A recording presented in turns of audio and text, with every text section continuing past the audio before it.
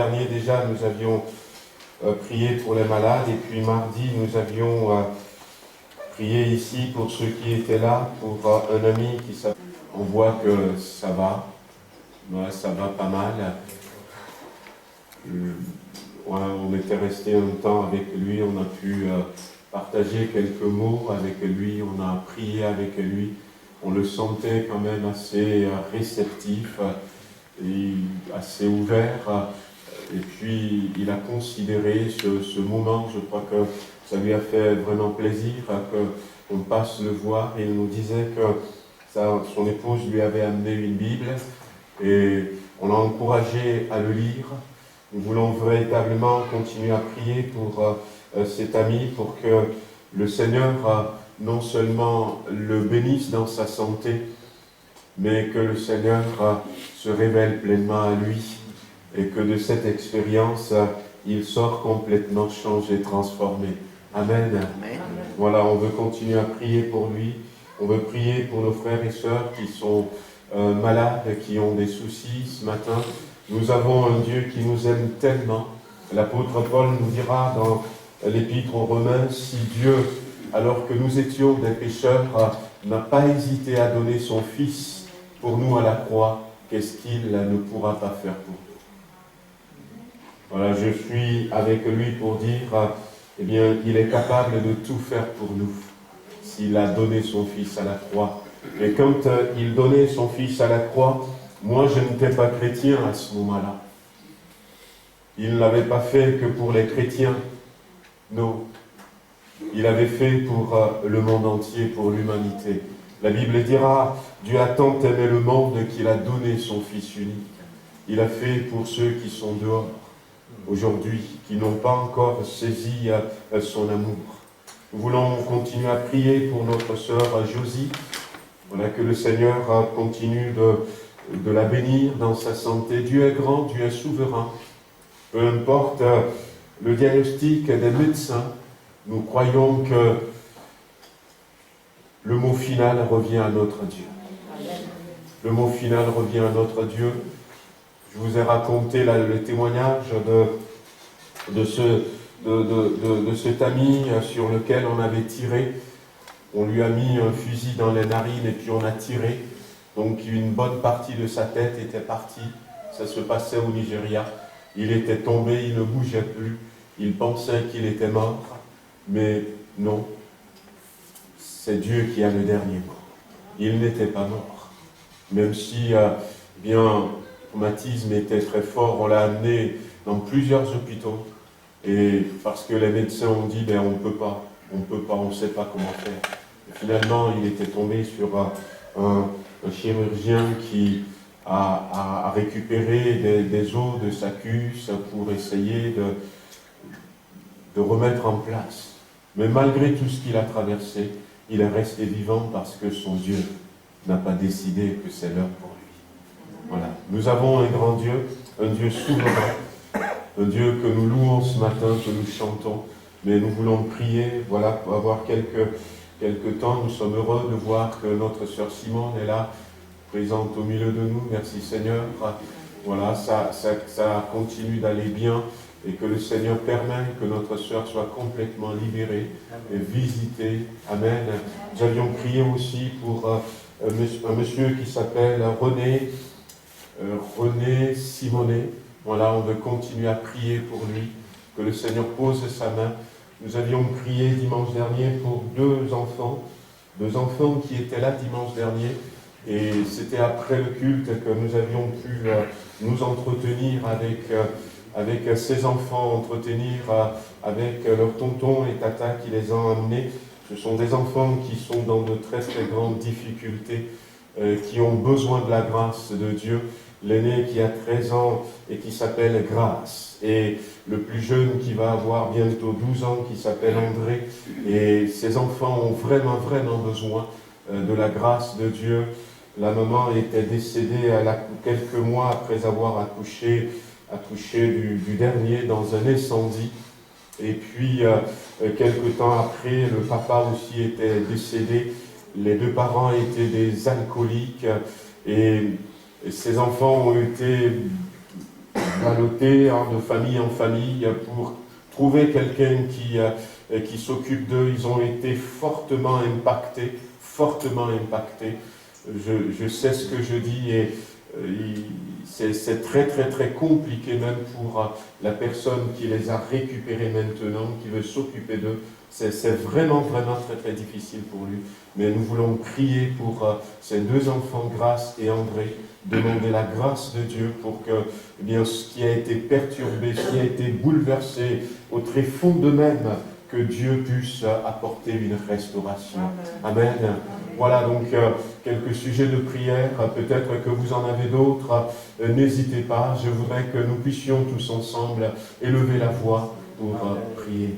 Seigneur, tu vois ces cas que nous avions cités, nous n'avons même pas tous cités, mais nous savons que toi, tu les connais mieux que nous-mêmes. Nous les portons devant le trône de la grâce. Nous voulons continuer à prier pour Bernard, que nous avions visité. Qu'est-ce que nous apprécions, Seigneur, ce que tu fais dans sa vie. Nous croyons de tout notre cœur que par ta grâce, il va s'en sortir. Et c'est ce que nous te demandons encore ce matin. Permets qu'il s'en sorte au nom puissant de Jésus-Christ. Nous voulons te demander de le bénir, de le visiter, de permettre qu'il te connaisse. Seigneur mon Dieu, nous voulons remettre aussi entre tes mains le frère, l'ami, Seigneur, pour qui nous avions commencé à prier aussi, qui s'appelle René Simonet, que nous prions aussi pour que tu te révèles à lui, que tu le visites dans le nom puissant de Jésus-Christ.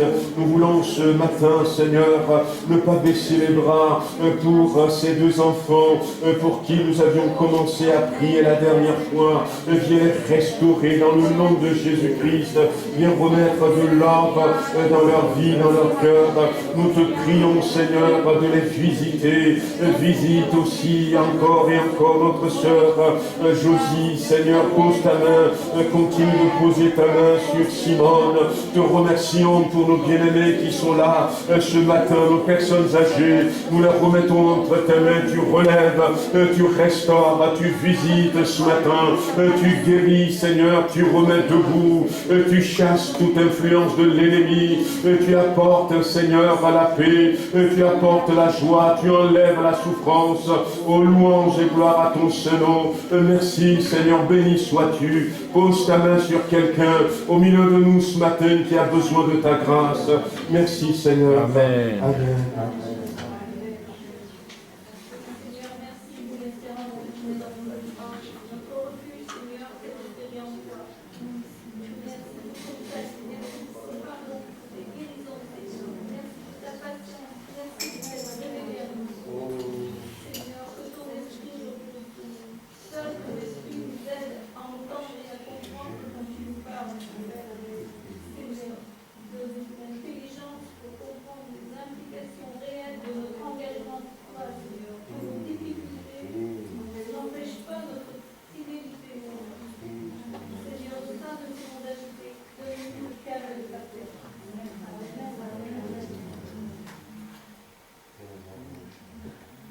Amen, gloire à Dieu. Voilà, donc nous remercions le Seigneur pour sa présence. Ce matin, nous avons le privilège d'accueillir deux amis qui nous ont fait l'honneur de venir célébrer le Seigneur avec nous du chemin neuf. Voilà, donc nous sommes contents de vous avoir avec nous. Soyez bénis, Amen. Et puis, on a toujours, dimanche en dimanche, des personnes qui reviennent pour la première fois depuis la fin du confinement. Ça fait plaisir de vous avoir avec nous. Amen. Gloire à Dieu. Voilà, comme je disais la dernière fois, demain, on va pouvoir se rencontrer avec les pasteurs de la région. Donc, c'est un temps de Zoom, on va pouvoir reprendre nos pastorales, donc on va le faire quasiment toutes les journées, et puis on essaiera d'élaborer un plan, et puis je vous dirai un peu mieux. Hein. Donc, dans la semaine, s'il faut que j'envoie une annonce, je l'enverrai, pour que nous puissions voir un peu comment est-ce qu'on continue. Voilà, comment est-ce que, dans quelle mesure on continue. Donc, aujourd'hui, ça va. Donc, je pense qu'on pourrait continuer comme ça. Donc, faisons attention quand nous n'intervenons pas de garder nos masques. Et puis, il y a le gel hydroalcoolique. Et puis, respectons un peu donc, les consignes. Je crois que ça va aller. Et continuons aussi, tout en respectant, voilà, donc, le protocole, à compter sur la grâce de notre Dieu. Amen. Pour nous protéger, pour nous garder dans ces moments. Voilà, donc je vous annonce la naissance dans le foyer de notre sœur Mylène et de Jérémie, d'un petit Noé. Amen. Voilà, donc l'enfant se porte bien, la maman et toute la famille est contente. Donc merci Seigneur pour ces naissances que nous avions. Il y avait eu Sophie, il y a eu Alexandra, et puis Daniel et Marie-Pierre ont eu encore une petite fille, Adèle, au mois de juin, et que le Seigneur permette que ça continue, qu'il pose sa main sur Noémie, et puis que les choses avancent. Amen, que le Seigneur bénisse son Église. Noé, voilà, donc n'hésitez pas de leur envoyer un petit message pour les féliciter. Voilà, gloire à Dieu, on va ouvrir la parole de Dieu dans l'épître de Paul aux Romains.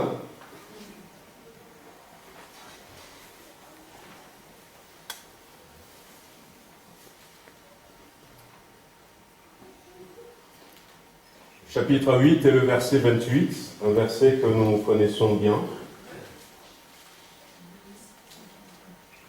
Romains chapitre 8, verset 28. Nous pouvons le citer par cœur.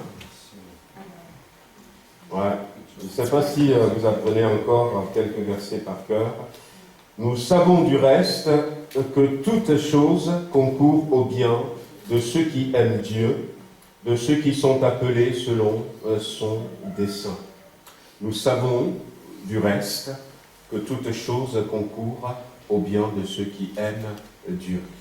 Donc, toutes choses concourent au bien de ceux qui aiment Dieu. C'est un des messages que l'apôtre Paul a voulu envoyer aux Romains et donc à nous. Vous savez, la particularité de l'épître de Paul aux Romains, c'est que c'est une église que Paul n'a jamais visitée. Quand il lui a écrit cette épître, quand il lui a écrit cette lettre, ce n'est pas comme les Corinthiens, les Thessaloniciens, où Paul était actif dans la création de ces églises, et même si lui-même n'avait pas aussi été celui qui a implanté activement l'église de Colosse, par exemple, mais il avait contribué, puisque Philémon, dans la maison de qui se trouvait l'église, connaissait bien Paul, et puis Epaphras aussi, qui va être un outil que Dieu va utiliser.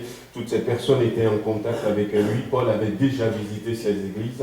Mais nous pouvons bien prendre ces versets pour nous parce que, eh bien, ça concerne une église qui n'a jamais été visitée par l'apôtre Paul, mais ça concerne une réalité que nous avons besoin de redécouvrir dans ces temps. Tout à l'heure, il y a une personne dans sa prière qui disait « Malgré les moments que nous vivons », et c'est vrai, nous sommes dans des temps où nous avons besoin d'être rassurés par notre Seigneur. On nous dit tellement de choses, et il y a tellement de choses qui circulent. Des fois, il y a des vérités, il y a des demi-vérités, il y a des fois des choses qui sont complètement contradictoires, et la télé, avec les masses médias, nous disent pas toujours la même chose. Sur une même chaîne, il y en a un qui vient qui dit c'est blanc, l'autre dit c'est noir, et puis finalement on se dit si c'est gris, dites-nous. Mais on ne sait pas trop, et dans ces moments, c'est vrai que on a besoin d'être rassuré par le Seigneur. Et voici un verset qui dit que toutes choses, nous savons du reste, que les intentions bienveillantes, je le lis dans la parole vivante, que les intentions bienveillantes de Dieu sont à l'origine de tout ce qui nous arrive.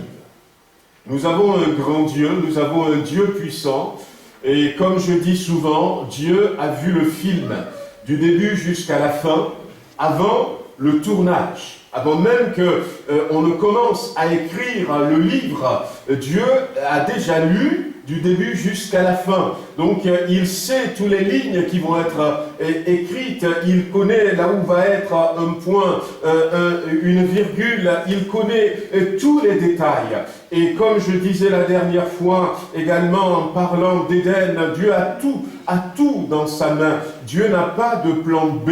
Et Dieu ne se laisse pas surprendre. Et ce qu'il nous dit dans ce verset, c'est qu'il est souverain. Il est souverain.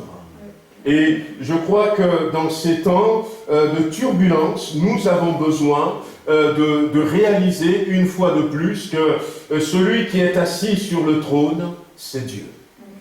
C'est Dieu. L'homme ne peut jamais le dépasser. Et la science ne peut jamais dépasser Dieu. La technologie ne peut jamais dépasser Dieu. Il est souverain. Il est assis sur le trône. Les intentions bienveillantes de Dieu sont à l'origine de tout ce qui nous arrive. Il est au contrôle. Il est au contrôle. Il voit chaque détail. Et au moment venu, il sait là où il va dire là, stop. Il sait là où il va laisser continuer un peu. Et c'est pour ça que dans ces temps, nous avons besoin de mettre plus notre confiance en Dieu que dans toute autre chose. De mettre notre confiance en Dieu, afin que lui, il nous élève. La Bible dit que les disciples étaient dans la barque, Jésus l'avait fait sciemment. Il leur avait dit, partez, allez-y de l'autre côté, pendant que moi, je vais renvoyer la foule. Et puis, les disciples étaient partis. Et la Bible nous dit que la mer était démontée. Il y avait des vagues, il y avait des tourbillons, il y avait une tempête. Ils étaient là, mais cette fois-ci, le Seigneur n'est plus dans la barque avec eux. La première fois, quand ça s'était passé, le Seigneur était dans la barque avec eux. Et ils ont pu dire à un moment donné, eh bien, Seigneur, sauve-nous. Et Jésus a calmé la tempête. Mais cette fois-ci, le Maître n'est plus là, le Sauveur n'est plus là. Alors, est-ce qu'ils avaient tenté de dire, eux aussi, calme-toi, silence, mais ça n'a pas marché, ils étaient là. Jésus a renvoyé la foule. Et après avoir renvoyé la foule, il est parti sur la montagne. Il a prié pendant un bon moment. Et à la dernière veille de la nuit, il est presque l'aube. Ils étaient toujours là, en train de batailler sur la mer. C'est vrai, ils ont réussi à maintenir la barque. Ils n'étaient pas emportés par la tempête. Ils n'ont pas connu de naufrage. Mais ils n'arrivaient pas à avancer. Les éléments étaient bouleversés, les éléments étaient instables, ils ne savaient pas quoi faire, dans quelle direction aller, et c'était la nuit.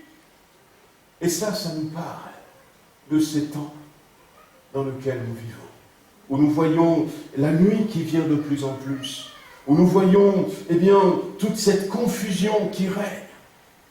Et nous prions des fois pour nos autorités en disant « Seigneur, éclaire-les, Seigneur, montre-leur, parce qu'ils ne savent pas eux-mêmes quoi faire. » Si nous prenons, eh bien, cette situation, mais qu'est-ce que nous n'avons pas entendu concernant les symptômes? Ça évolue. On ne sait plus trop.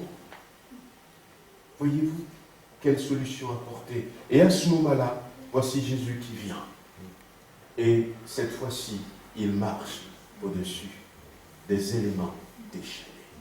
Il est au-dessus. dans ces moments-là, je crois que nous avons besoin de mettre notre confiance en lui. Et si nous mettons notre confiance en lui, si nous le regardons sans douter, eh bien, il va nous élever de la même manière. Il va nous élever de la même manière pour que nous soyons au-dessus des éléments déchaînés. La Bible dit que, eh bien, déjà sa présence va rajouter la crainte à certaines personnes. Et on va dire, c'est un fantôme. Et puis d'autres sont là pour rassurer, pour dire non, ce n'est pas un fantôme, c'est le Seigneur. Pourquoi? Parce qu'il vient d'une manière qu'il ne pensait pas. Si nous mettons notre confiance dans le Seigneur, dans ces temps, comme nous l'avions partagé mardi soir pour ceux qui étaient là, dans les promesses que Jésus nous avait laissées dans Jean chapitre 14, il y a une de ces promesses qui dit, si vous croyez en moi, ou celui qui croit en moi fera les œuvres que j'ai faites, et il fera même de plus grandes, parce que je m'en vais au Père. C'est une promesse, et nous en avions parlé mardi, je ne veux pas revenir là-dessus. Mais dans ces moments, bien, si nous mettons pleinement notre confiance en lui, bien, nous serons étonnés, parce que nous allons le voir agir comme nous ne pensions pas. Nous allons le voir agir d'une manière qui peut nous surprendre nous-mêmes. Lorsque Jean va voir Jésus, il était surpris dans le livre de l'Apocalypse, parce qu'il ne pensait pas qu'il pourrait avoir cette apparence. Et lorsque les disciples l'ont vu, ils étaient étonnés, parce que c'est nouveau, et Dieu désire faire de nouvelles choses dans notre vie, dans notre nation, de nouvelles choses qui vont interpeller les gens, même ceux qui ont le cœur le plus endurci, ceux qui ne veulent pas croire, ceux qui pointent du poing notre Dieu en disant c'est sa faute. Dieu veut les étonner et il veut nous utiliser pour le faire. Et quand finalement ils avaient compris que c'est le Seigneur, Pierre a dit, si c'est toi, permets que je vienne. Et le Seigneur lui dit, viens. Viens. Oui. Nous savons du reste que les intentions bienveillantes de Dieu sont à l'origine de tout ce qui nous arrive. Et Pierre a marché pendant un temps. Et puis après, il a commencé à s'enfoncer. Et Jésus lui dit, pourquoi as-tu douté, homme de peu de foi? Et si nous mettons notre confiance en lui, et nous l'avions déjà dit, Pierre, il a marché sur l'eau, certes, mais il a plus marché avec la parole que le Seigneur lui a dit. Il a avancé avec cette parole. Le Seigneur lui dit, viens, viens. Et c'est cette parole qui était le moteur qui l'a propulsé hors de la barque. C'est cette parole qui lui a donné la force de poser sa main sur la mer démontée et d'avancer vers le Seigneur. Et cette parole, nous en avons besoin, frères et sœurs. Nous en avons besoin, frères et sœurs. Hier, en lisant ma Bible, j'étais dans 1 Samuel et puis je lisais là où David va s'enfuir. Là, vraiment, il s'enfuit pour la première fois, il s'enfuit devant Saül qui voudrait le tuer. Et la Bible dit que quand il s'était enfui, il ne savait où aller, mais il est parti à Rama, chez le prophète Samuel. Et quand il était allé là-bas, parce qu'il sait que s'il va chez lui à la maison, Saül pourrait envoyer ses soldats pour l'attraper, et il est parti chez Samuel. Alors Samuel a dû lui dire, t'inquiète pas, sois tranquille. Et puis, Samuel l'a appris. Vous l'avez certainement lu déjà, ce passage. Et il a envoyé un détachement de guerriers pour attraper David et l'amener pour qu'il soit tué. Et la Bible dit que quand ils étaient arrivés, l'Esprit de Dieu les a saisis, ils ont commencé à prophétiser, ils ont été complètement changés, transformés. Saül envoie encore un autre détachement, et ils sont arrivés, l'Esprit de Dieu les a saisis. Samuel a dû dire à David, eh bien, tu n'as pas besoin de t'enfuir. Mets ta confiance en Dieu, c'est suffisant. Tu vas voir, quel que soit le nombre de soldats qu'il va envoyer, il ne va pas pouvoir te toucher. Deuxième détachement, la même chose s'était passée. Saül va envoyer un troisième détachement. Et quand ils étaient arrivés, le Saint-Esprit les a saisis. Ils se sont mis à prophétiser. Ils ont été transformés à nouveau. Et au final, Saül a dit, moi-même je vais aller et je vais le tuer. Et quand il était arrivé, alors que l'Esprit de Dieu l'avait quitté depuis des années, là, à ce moment, le Saint-Esprit le saisit. Et il s'était mis, lui aussi, à prophétiser. Il a été transformé. La parole de Dieu, qui nous dit, ne crains pas. Ne crains pas. Crois seulement. Imaginez si nous prenons la parole de Dieu comme Pierre l'avait prise. Viens. Et puis à un moment donné, c'est vrai qu'à un moment donné, la Bible dit que pourquoi est-ce qu'il avait enlevé ses yeux du Seigneur et il a commencé à regarder la violence, peut-être, de la tempête. Il a commencé à voir les creux des vagues. Il a commencé à voir. Et quand notre vision n'est pas bien dirigée, la parole de Dieu ne fera pas effet pour nous. Au lieu de regarder, et ça on l'avait déjà dit, à la grandeur des souffrances qui sont là devant nous, au lieu de regarder à la complication de la situation, au lieu de regarder à tous les problèmes que nous avions, regardons à la grandeur de notre Dieu. À la grandeur de notre Dieu. Saül pourrait, je ne sais pas si Samuel a dû le dire comme ça, puisque la Bible ne nous fait pas détail du dialogue, de l'échange que Saül et David avaient fait, mais ils auraient pu le dire, il peut envoyer autant de soldats qu'il veut. Ne crains pas, crois seulement que Dieu va te garder, que Dieu va te protéger.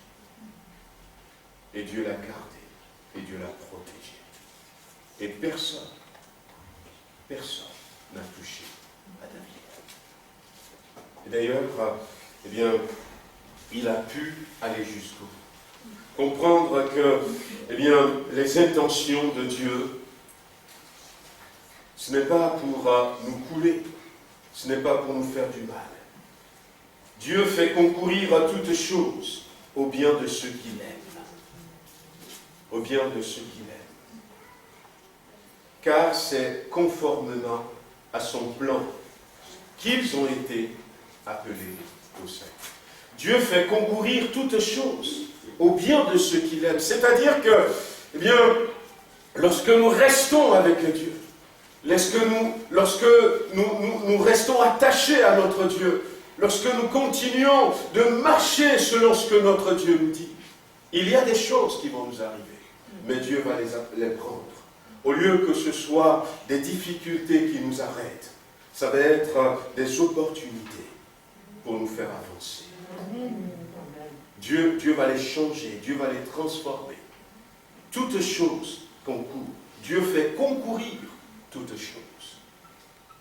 Je vous ai raconté ce petit témoignage. On avait des tongs comme on a à la plage, et puis on portait souvent ça. Et ce jour-là, en rentrant à la maison, avec ma tongue, et puis il y avait du sable, tout n'est pas goudronné comme ça, j'ai marché sur une pointe, un clou. Alors ça a enfoncé, et puis ça m'a fait vraiment mal, et puis ça a saigné un peu. J'ai pris la pointe, et je ne l'ai pas jetée, je l'ai gardée à la main. Et quand j'arrivais à la maison, la grande maison familiale, ce soir-là, il faisait déjà nuit, eh bien, il n'y avait pas d'électricité, il n'y avait pas de courant. Il y a eu un souci. Ils ont appelé un gars pour bricoler. Et puis, je ne sais pas comment est-ce que vous imaginez, hein, mais, et le gars, il a tout fait. Et quand je rentrais, elle dit, écoutez, je peux, si seulement je peux avoir un clou. Je vais régler le problème. Tiens, il y a une pointe qui m'a... Et j'ai gardé le clou dans la gueule. Ah, puis j'ai dit, tiens, voici. Et la lumière était revenue. Et finalement, je ne me suis même plus du tout inquiété par rapport à la plaie que j'avais. Parce que dans ma tête, j'ai dit, Seigneur, c'est peut-être pour que je ramène ce clou à la maison pour régler le problème que tu as permis. J'avais pris comme ça, et puis c'était bon. Il fait concourir toutes choses au bien de ceux qui l'aiment. Et lorsque la Bible dit ici, cette parole, c'est bien de se dire, est-ce que cette parole s'adresse à moi? La Bible dit à ceux qui sont appelés au salut. Est-ce que je suis appelé au salut? Oui. Dieu a décidé de me sauver. Dieu a décidé de sauver chacun d'entre nous. Et d'ailleurs, comme moi, si vous reprenez votre vie et que vous regardez un peu votre vie depuis un moment et vous regardez tout ce que vous aviez vécu, les secours inattendus que vous aviez eus, ce que vous aviez traversé, à un moment donné, vous allez dire, mais, eh bien, Dieu a son regard sur moi depuis toujours.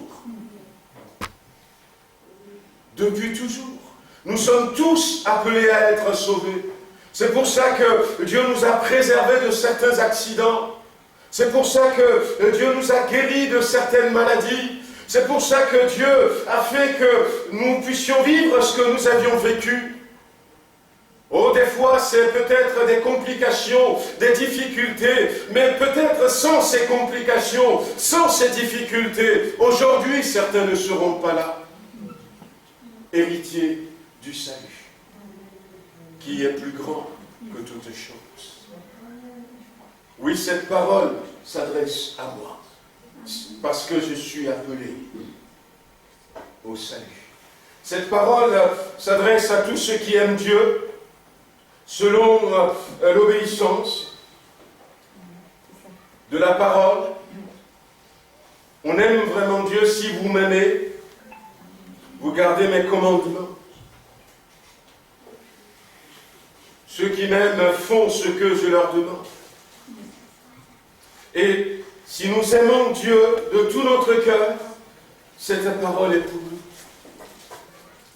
Si nous l'aimons, nous n'avons pas besoin d'avoir peur.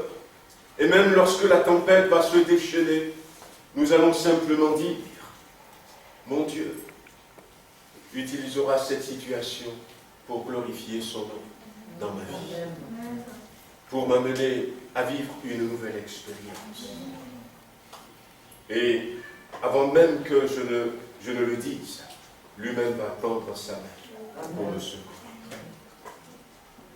Cette parole est pour ceux qui ont remis leur vie entre les mains de Dieu. Tous ceux qui ont remis à leur sort, ceux qui mettent leur confiance.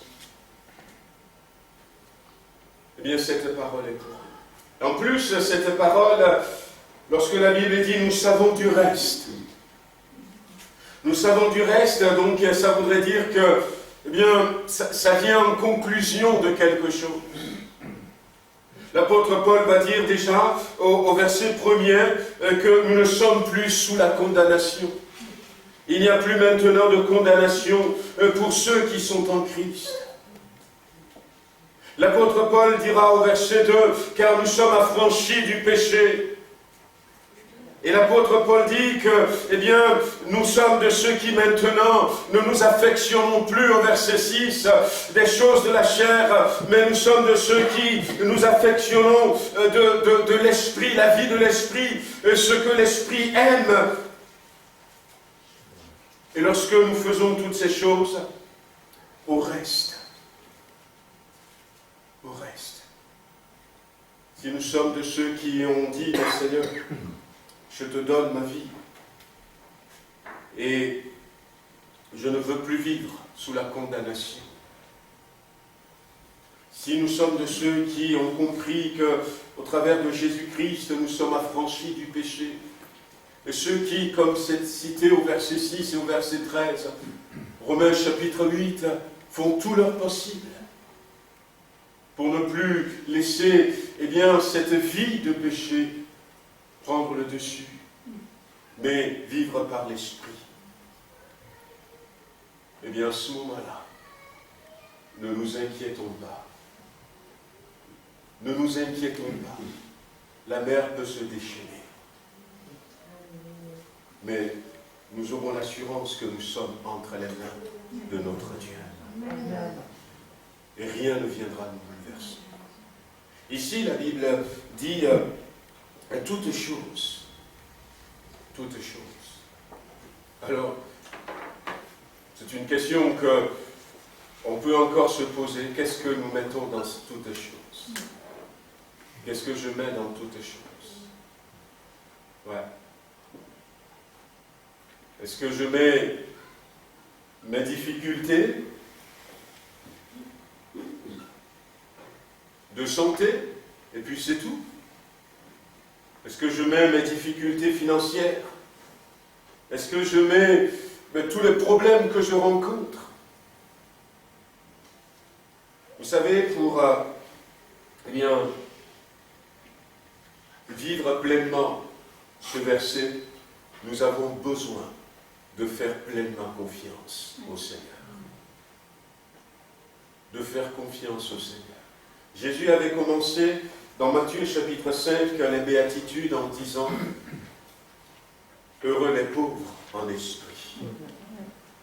Heureux ceux qui savent qu'ils sont pauvres en esprit. » Que ceux qui reconnaissent leur pauvreté, leur limite spirituelle. Ceux qui savent qu'ils ne peuvent rien faire d'eux-mêmes. Et le combat que nous avons, c'est d'arriver quand même à dire, avec toute mon éducation, avec tout mon potentiel, avec toute ma force, avec toute ma capacité, si tu ne m'aides pas, je n'y arriverai pas. Je n'y arriverai pas. Quand nous voulons régler des problèmes nous-mêmes, Dieu va nous laisser faire. Et nous allons le régler peut-être à notre manière. Nous allons le régler peut-être pour un temps. Nous allons le régler à un prix peut-être qui va nous coûter. Mais si nous nous abandonnons entre ses mains, la Bible dit toutes choses, les choses difficiles. Les choses difficiles. C'est vrai qu'il y a des choses compliquées. Par exemple, on a cité l'exemple de Shadrach, Meshach et Abednego, les compagnons de Daniel, devant la fournaise ardente. Quand il y a des épreuves comme ça, on se dit, mais ça, il n'y a que Dieu qui peut nous aider. Et des fois, on attend que ce soit une grande difficulté pour nous abandonner entre les mains du Seigneur. Jésus dit, heureux ceux qui sont comme des enfants. Le royaume des cieux leur appartient. Leur appartient. Ceux qui sont comme des enfants, ceux qui, remettent quelque part tout entre les mains du Seigneur. Ceux qui comptent sur le Seigneur pour tout. Pour tout. C'est l'exemple même que Jésus nous a laissé. Il a dit, je ne fais rien de moi-même. Je ne fais rien de moi-même. Et dans Jean chapitre 6, il ira même jusqu'à dire, si mon Père n'attire quelqu'un vers moi, je ne pourrai même pas le sauver.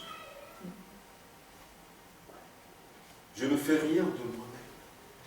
Je fais ce que le Père me dit de faire, certes. Mais, autrement dit, je laisse aussi le Père faire en moi. Oui, toutes choses. Il y a des choses qui peuvent être énormes, certes, mais il y a des choses qui peuvent être petites. Mais tout ce qui peut nous créer des soucis, tout ce qui nous perturbe, tout ce qui nous trouble, apportons-les au pied du trône de la grâce. Amen. Seigneur, je te fais confiance. Je te fais confiance. Quand est-ce que... C'était mardi que j'ai parlé de l'extincteur ou dimanche dernier? De l'extincteur. J'avais donné l'exemple de l'extincteur. Dimanche. C'était dimanche. Ouais. Quand les choses ne vont pas, eh bien, maintenant, se confier à Dieu et vivre ce verset, comment est-ce que je peux le vivre concrètement? Ça rejoint un peu une des types de prières que nous avions vues pendant le confinement, la prière de confiance. Et ce verset, pour que ça marche pour moi, alors il y a d'autres versets dans la Bible. Il y a des versets qui me disent « Demandez et on vous donnera ». Des versets qui me disent « Demande ». Si je ne te donne pas, eh bien frappe, cherche, tu vas trouver. Il y a d'autres versets qui nous disent de prier sans cesse. L'apôtre Paul le dira, Jésus va le dire également dans Luc chapitre 18. Priez sans vous relâcher. Il y a des versets qui nous invitent au combat. Mais, voyez-vous, ce verset nous invite à la confiance en Dieu. Nous savons du reste que toute chose concourt au bien de ceux qui aiment Dieu. Avant même d'engager quelque forme de prière, avant même d'engager une action, ce verset m'invite à une position de foi. À une position de foi. Voyez-vous, si je reviens à ma lecture d'hier, ou avant-hier, je ne sais pas, toujours dans 1 Samuel, chapitre, premier livre de Samuel. Lorsque David a entendu Goliath, il n'a pas prié pour Dieu en disant « Donne-moi de vaincre cet homme ». Il n'a pas dit « Donne-moi les moyens ». Malgré, et on pourrait faire une belle prière en disant Seigneur, tu vois que, eh bien, il a des boucliers, il a un bouclier, il a une cuirasse, il a tout ça. Seigneur, donne-moi les moyens de trouver la partir de son corps, quelle arme inspire-moi, donne-moi la sagesse. Non. Mais quelle était sa position aujourd'hui? Je te tuerai. Avant même de dire, eh bien, par quels moyens je vais remporter la victoire, il avait une position de confiance et de foi en Dieu. Qui est cet incirconcis? Je le tuerai. C'était sa position. C'est avec cette position qu'il était parti. La Bible dira, eh bien, nous sommes plus que vainqueurs. Et prenons cette position, quelles que soient les circonstances qui sont là, je sais Alors peut-être que je vais prier, ça va me prendre 2 jours, ça va me prendre peut-être un temps de jeûne et prière, ça va me prendre de mobiliser l'église, ça va me prendre, eh bien, peut-être d'alerter peut-être d'autres chrétiens de dire prier. Mais avant même d'engager la prière, je sais que cette situation va concourir à mon bien. Je ne vais pas pour dire, peut-être avec tous les efforts qu'on va faire, avec les frères et sœurs, les amis qui vont se mobiliser, peut-être Dieu va nous donner la victoire, peut-être Dieu va nous donner la guérison. Je ne vais pas dans cette intention. Ça, c'est une mentalité d'échec. Ça, c'est une mentalité de doute. Pourquoi est-ce que tu as douté? Jésus va dire à Pierre, il s'était enfoncé. Mais je pars, quel que soit ce qui a été annoncé, quel que soit ce qui a été engagé, moi je vais agir, parce que la Bible me demande d'agir. Mais avant même toute action, je sais que cette situation, eh bien c'est pour la gloire de mon Dieu. Amen. Lazare, notre ami, dort. Allons le réveiller. Oh, s'il dort, il va bien, dira Thomas. Non, Lazare est mort, mais à cause de vous. À cause de vous. Il s'en va avec cette mentalité.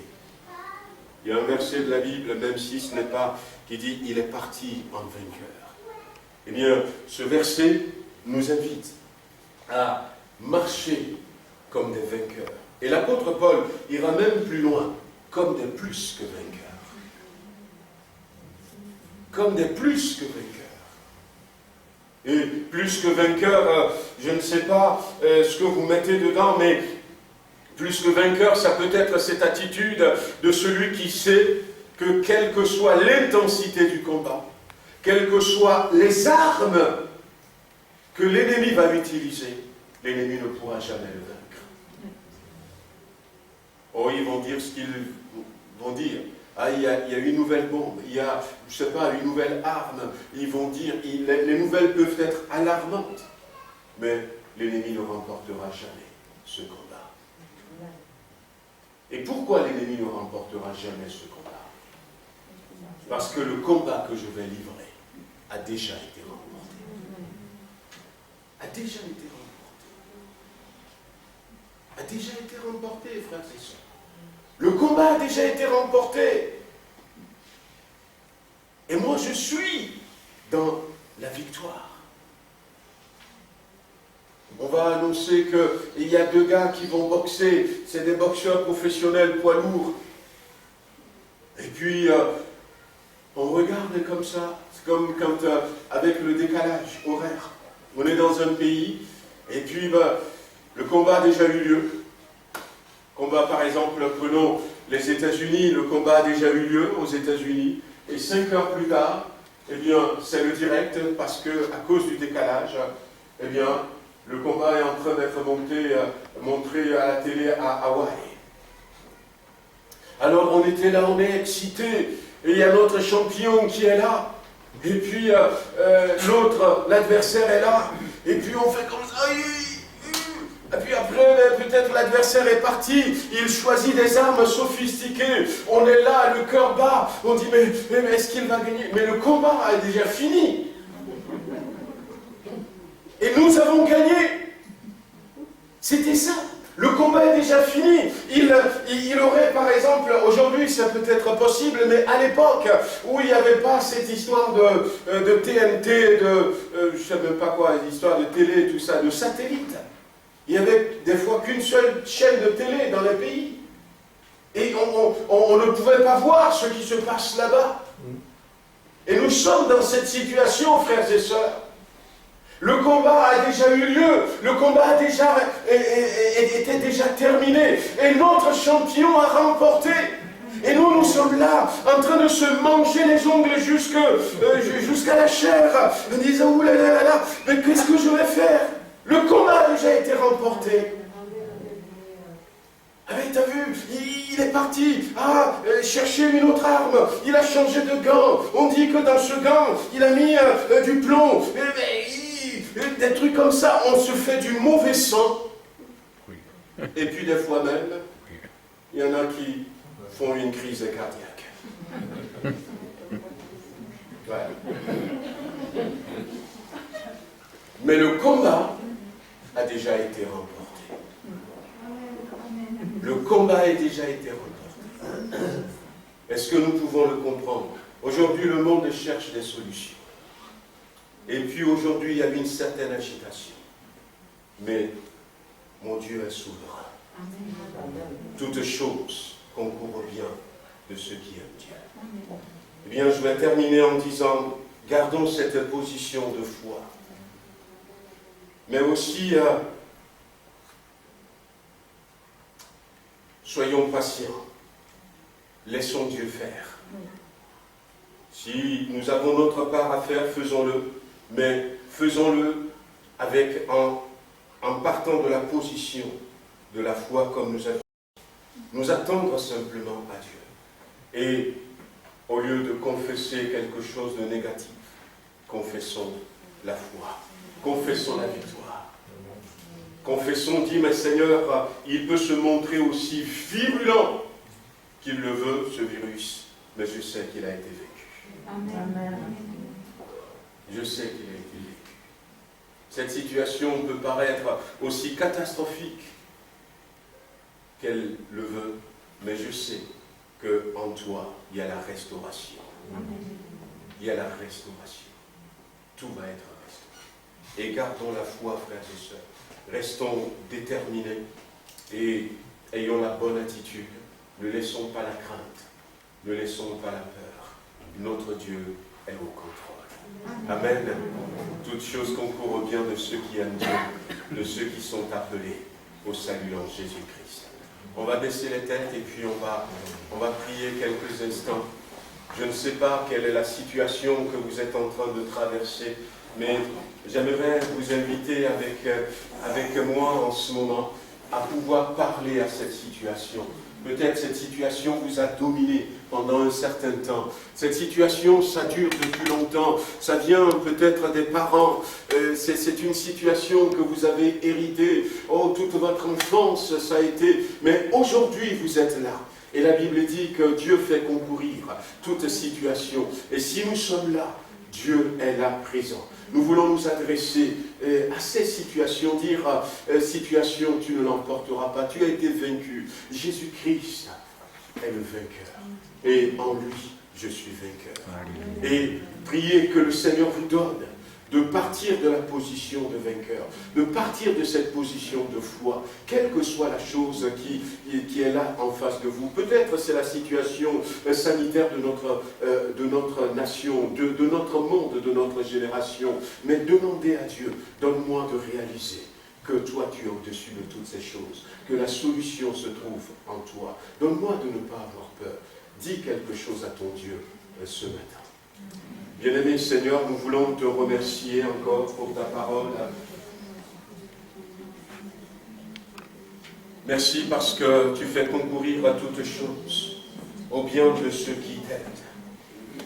Tes intentions bienveillantes sont aussi à l'origine de tout ce que nous avions vécu et de tout ce que nous vivons en ce moment et tout ce que nous allons vivre.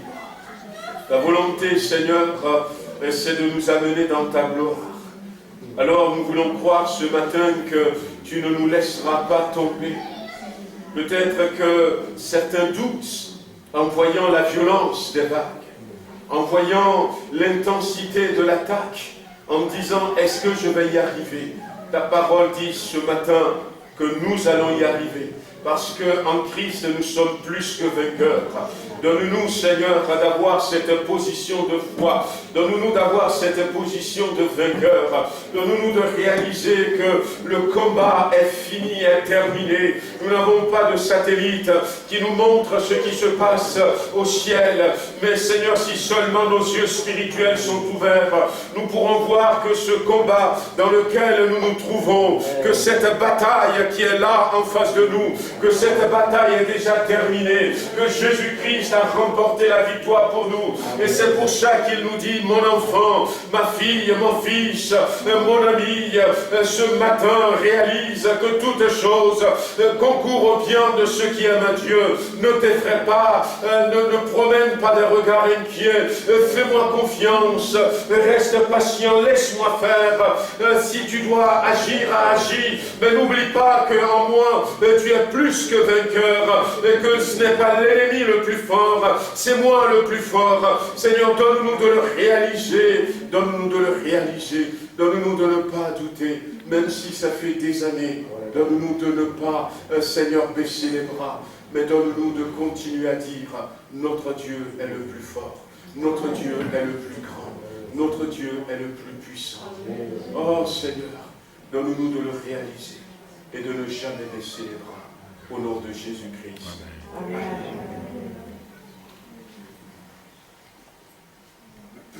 Amen, et gloire à Dieu. Amen. Pour les offrandes, le tronc est derrière. Voilà, donc en sortant, vous pouvez mettre directement dans le tronc. Si vous voulez mettre dans une enveloppe avant, sentez-vous libre.